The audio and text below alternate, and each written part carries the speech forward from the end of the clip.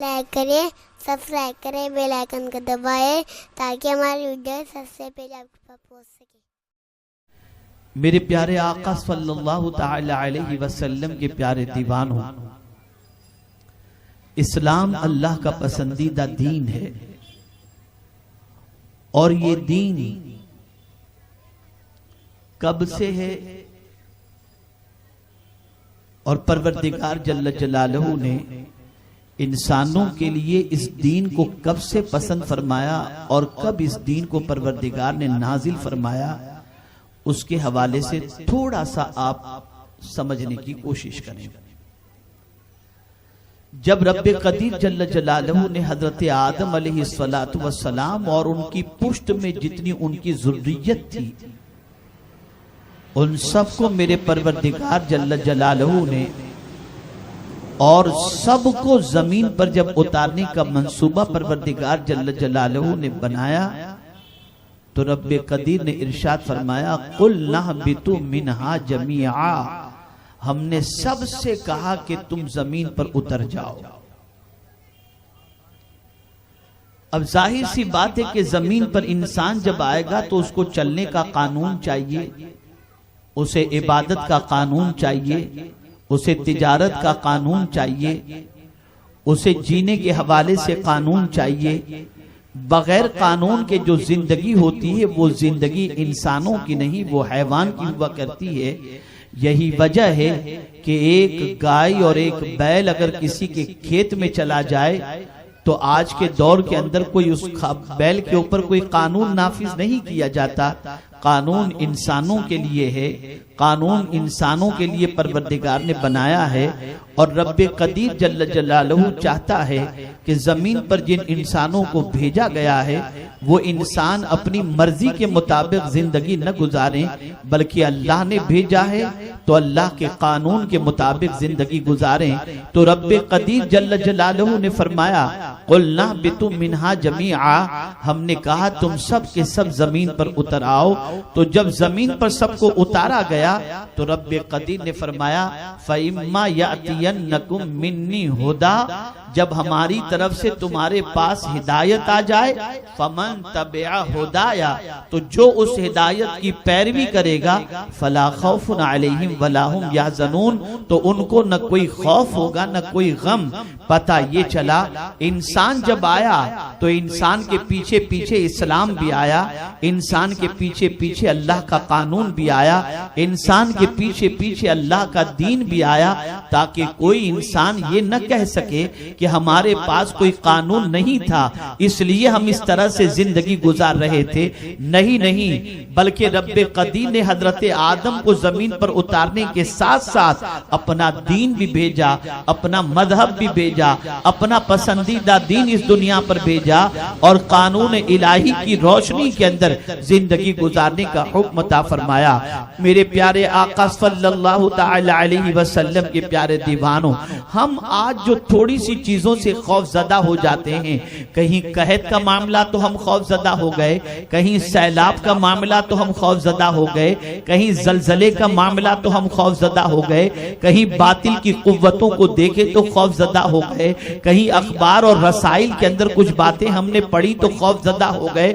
اللہ اکبر، ہمیں خوف کیوں ہے؟ اس لیے ہمیں خوف ہوتا ہے کہ ہمارا اٹھنے والا قدم اللہ کے قانون کے مطابق نہیں ہوتا، اللہ کے رسول کے قانون کے مطابق نہیں ہوتا۔ میرے کریم نے فرمایا جو بھی اللہ کے قانون کو فالو کرے گا وہ پروردگار اس کے دل سے خوف بھی نکال دے گا اور اسے بے غم کر دے گا، یعنی اس کے دل میں کسی چیز کا غم نہیں رہے گا اور نہ اسے کسی قسم کا خوف رہے گا۔ میرے پیارے آقا صلی اللہ تعالی علیہ وسلم کے پیارے دیوانوں، آج دنیا کہہ رہی ہے کہ ہم دنیا کو امن و شانتی کا گہوارہ بنانے کے لیے ٹیررسٹ کے خلاف آواز اٹھا رہے ہیں، ٹیررسٹ کو مٹانے کی کوشش کر رہے ہیں، لیکن وہ ظالم جو ٹیررسٹ کے خلاف آواز اٹھانے کی بات کر رہے ہیں وہی موت کا سامان بھی تیار کر رہے ہیں، وہی ایٹم بم بھی تیار کر رہے ہیں۔ ایک طرف تو ایٹم بم تیار کر کے دنیا کے بہت سارے ملکوں کو نقشے سے ختم کرنے کا منصوبہ، اور دوسری طرف یہ بات کہ ہم زمین سے ظلم کو ختم کرنا چاہتے ہیں، امن و شانتی کا گہوارہ بنانا چاہتے ہیں۔ اے رسول اعظم صلی اللہ علیہ وسلم کے دیوانوں، پیغمبر رحمت صلی اللہ تعالی علیہ وسلم نے پیار سے، محبت سے، رحمت سے، شفقت سے پوری دنیا کو امن کا گہوارہ بنا دیا۔ یہی وجہ ہے کہ قرآن قانون عطا کرتا ہے، اللہ اکبر، جس نے ایک انسان کی جان بچائی اس نے سارے انسانوں کی جان بچا لی۔ وَمَنْ أَحْيَاهَا فَكَأَنَّمَا أَحْيَا النَّاسَ جَمِيعًا، یہ قرآن کا فرمان ہے، جس نے ایک جان کو بچائی گویا اس نے ساری انسانیت کو بچا لی۔ میرے پیارے آقا صلی اللہ تعالی علیہ وسلم کے پیارے دیوانوں، آج تک کسی نے ٹیررزم کی ڈیفینیشن بیان کرنے کی جسارت نہیں کی، اس لیے کہ جب کوئی دہشت گردی کی ڈیفینیشن بنائے گا تو یاد رکھیں اس ڈیفینیشن کے اندر وہ خود بھی شکار ہو جائے گا اور اس کا نام بھی دہشت گردوں میں شمار ہو جائے گا۔ میرے پیارے آقا صلی اللہ تعالی علیہ وسلم کے پیارے دیوانوں، اسلام دہشت گردی کو ختم کرنے کے لیے آیا، اسلام پوری دنیا کو امن کے اندر رکھنے کے لیے آیا، اسلام پوری دنیا کو امن کا گہوارہ بنانے کے لیے آیا۔ یہی وجہ ہے کہ جب رسول اعظم صلی اللہ تعالی علیہ وسلم سے مولا علی کرم اللہ تعالی وجہہ الکریم نے پوچھا تھا، یا رسول اللہ صلی اللہ تعالی علیہ وسلم، پوری دنیا میں اسلام کی دعوت پہنچ چکی، اس کے بارے میں ہمیں یقین کرنا ہو تو کیسے یقین کریں؟ تو مصطفیٰ جان رحمت صلی اللہ علیہ وسلم نے فرمایا تھا،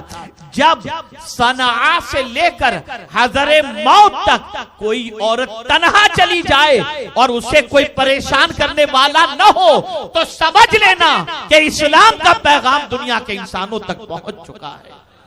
یہاں سے یہ بات سمجھ میں آئی، اسلام امن قائم کرنے کے لیے آیا، امن کا گہوارہ بنانے کے لیے آیا۔ آپ اسلام کے سارے قانون کو اٹھا کر دیکھ لیجئے، اسلام کے سارے اصول کو اٹھا کر کے دیکھ لیجئے، اسلام کے سارے ضابطے کو اٹھا کر دیکھ لیجئے، تو ہر قانون کے پیچھے آپ کو امن نظر آئے گا، قوم کی سلامتی نظر آئے گی۔ یہی وجہ تو ہے کہ آج گینگ ریپ کے قصوں کی وجہ سے دنیا یہ کہنے پر مجبور ہو رہی ہے کہ اگر ہندوستان کے اندر اس گینگ ریپ کے قصوں کو ختم کرنا ہے تو اس قانون کو نافذ کر دو جو 1400 سال پہلے پیغمبر رحمت نے عطا فرمایا تھا۔